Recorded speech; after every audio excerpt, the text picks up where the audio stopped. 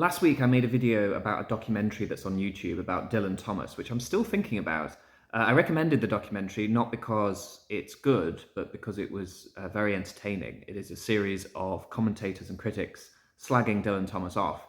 And the subject of my video really was the way in which one of his friends said the word grubby. One aspect I didn't really talk about were the specific literary criticisms that some of the commentators make in the documentary. The general gist of which is that Dylan Thomas writes slush that's completely meaningless.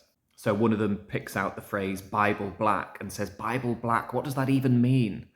The documentary then cuts to a Bible that is black, which offers one answer to the question, without even going into a more figurative brimstone blackness of the Old Testament.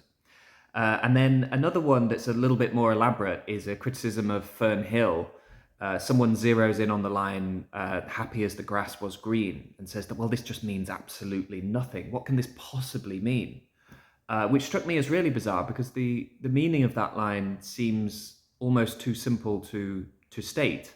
It's a poem about the lost happiness of youth, and the line, happy as the grass was green, indicates that at the time the poet is writing about, happiness was as simple a question as the grass being green. It was almost storybook simple. It was as natural to be happy as it was natural to call the grass green.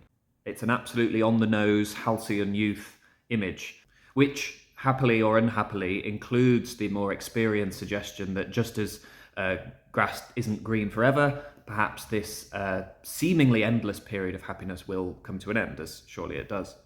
That's far more explanation than a pop song sentiment like that requires. So it's baffling to me why the commentator had so much trouble with it. Especially when there are so many Dylan Thomas lines that are opaque, that could, feasibly be accused of being willfully cryptic. If one was to pick out an arsenal of Dylan Thomas lines to accuse of being opaque, there's no end of them. Anyway, there you go. I hope this second and final video on a 20-minute documentary from 2 decades ago fully exercises my irrational fixation with it.